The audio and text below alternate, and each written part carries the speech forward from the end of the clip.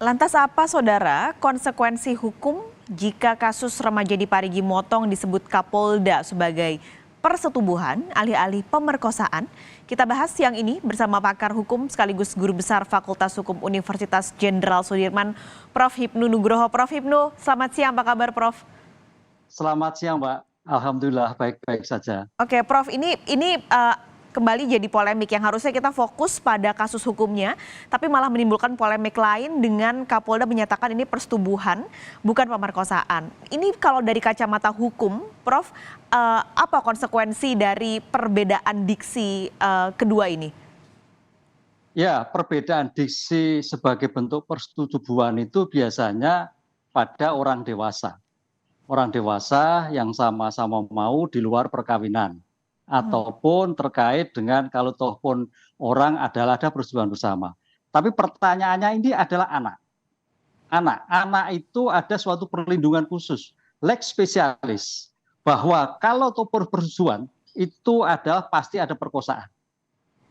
Itu. Kalau perkosaan pasti ada persetubuhan. Kalau persetubuhan belum. Nah, ini yang saya kira harus juga diklarifikasi. Karena terminologi gini, Mbak. Ini kan tersangkanya kan 11. Ya. 10 lah ya. Pertanyaannya, apakah 10 itu merupakan persetubuhan? Saya kira kok perlu diidentifikasi kasusnya. Kan gitulah. Mungkin saja satu atau dua itu adalah sebagai persetubuhan. Tapi yang 3, 4, 5 atau 5, 6, 7 itu tampaknya perlu ada suatu penyidikan lebih akurasi. Karena gini, kalau kita lihat perkaranya ini kan suatu informasi awal selama 10 bulan. Dan pelaku kedua, ketiga, 4, 11 itu adalah pelaku yang mendapatkan informasi. Nah, pertanyaannya, apakah si anak ini adalah mau? Belum tentu. Kan gitu loh, Mbak. Ini saya kira memang statement persetubuhan itu masih terlalu dangkal karena pelakunya adalah 11. Mungkin ada, tapi juga mungkin ada suatu perkosaan. Karena modus-modus yang dilakukan itu mungkin, loh dengan dia mau kenapa tidak? Lah itu ada suatu pemaksaan. Karena namanya perkosaan ini nanti, tindak pidana anak, itu masuknya adalah tindak pidana kekerasan anak, TPKS. Ini yang mungkin lebih berat ya dari tindak pidana yang diadukan perkosaan 285 ataupun 76 Undang-Undang Perlindungan Anak. Oleh karena itu kalau nanti sampai terbukti kekerasan seksual pada anak dalam Undang-Undang 20 2002 yang terbaru kemarin, itu adalah pidananya diperberat tambah sepertiga. Artinya, kalau nanti terbukti itu persetubuhan ada 15 tahun, ditambah menjadi 20 tahun. Ini saya kira terminologi hukum yang harus dipahami antara persetubuhan dan kekerasan anak. Tapi kita masih terlalu dini untuk melihat itu suatu persetubuhan anak. Kan itu. Karena dalam anak itu ada korelasi loh, Mbak. Korelasi finansial dan korelasi ketakutan. Ada suatu ketakutan mau. Nah, bagaimana kalau tidak mau? Itulah kekerasan. Terminologi sangat sempit yang di dalam undang-undang anak itu merupakan bagian lex specialis dan lex generalis pada kekerasan orang dewasa. Gitu. Kalau nanti polisi bersikukuh bahwa ini adalah persetubuhan bukan pemerkosaan, berarti ada pengaruh sanksi hukumnya, Prof? Oh iya, artinya pelaku yang lain. Makanya saya katakan, Pak Kapolda mungkin nggak salah, tapi hanya beberapa kasus. Berapa pelaku? Pelakunya kan 10, Mbak. Ya. Pertanyaan apakah 10 persetubuhan? Kan tidak, kan gitu kan. Mungkin yang 5 sampai 10 bisa lagi dengan kekerasan. Kita nggak tahu. Jadi jangan digeneralisir. Kalau digeneralisir agak keliru ini. Ini seolah-olah kan Polda menggeneralisir itu persetubuhan. Oh, belum tentu. Belum tentu kan gitu. Oleh karena itu terlalu dini. Ada mungkin 1, 2, 3 tersangka, tapi yang lain kelihatannya masih perlu pendalaman. Karena rentang waktu 10 bulan loh, Mbak. Berarti ada kemungkinan nanti dari tersangka satu dan yang lainnya ada perbedaan pasal. Karena tadi mungkin Prof bilang ada yang persetubuhan, ada yang pemerkosaan, itu nanti mungkin ada perbedaan pasal yang menjeratnya. Ya, ini kan tindakan ini kan bukan suatu tindakan penyertaan, kan 5, tapi dari 10 itu berdiri sendiri semua. Nah, berdiri sendiri itu tingkatannya berbeda-beda. Bagaimana persetubuhannya ataukah perkosaan dan tempatnya berbeda. Oleh karena itu, kalau nanti Polda Sulawesi Tengah itu bisa mengidentifikasi mana yang persetubuhan mana tidak, nanti akibat hukumnya akan berbeda. Itu loh. Akibat berbeda. Kalau memang persetubuhan, ya paling tidak maksimal 15 tahun.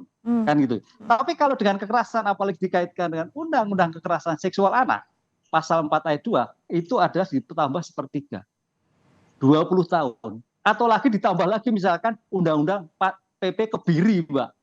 Kebiri 2322. Nah, ini suatu saya kira memberikan efek jerak ke depan terhadap pelaku-pelaku seperti itu. Oke, berarti kalau sebenarnya dengan sanksi 15 sampai 20 tahun ini tidak membuat cukup jera, Prof, untuk para pelaku? Tampaknya kalau kita melihat kondisi empiris sekarang ini, ada di beberapa tempat kejahatan-kejahatan yang terhadap anak. Bahkan di tempat-tempat tertentu kaitannya pendidikan pun anak. Oleh karena itu dari kasus ini tampaknya penegak hukum, yaitu penegak hukum nanti pengadilan harus memberikan suatu putusan pemidana yang betul-betul retributif, yaitu pembalasan, restriktif pembalasan, bukan lagi pembinaan. Karena ini orang dewasa, kasihan korban. Kenapa undang-undang anak itu memberikan suatu perlindungan khusus sampai pidana maksimal 20 tahun pemberatan adalah jangan sampai anak ini menjadikan trauma. Anak ini adalah sebagai calon-calon generasi muda. Sehingga kalau sampai di mudanya hancur, bagaimana harapan depan bangsa negara kita. Arahnya kan gitu spiritnya, Mbak.